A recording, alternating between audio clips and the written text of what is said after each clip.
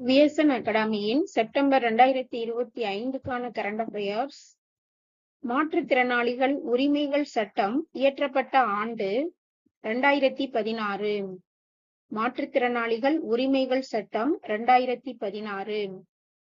GST 2 திருத்தத்தின்படி உடல் நலனுக்கு கேடு விளைவிக்கும் பொருள் மற்றும் ஆடம்பர பொருள்களுக்கான விகிதம் 40%.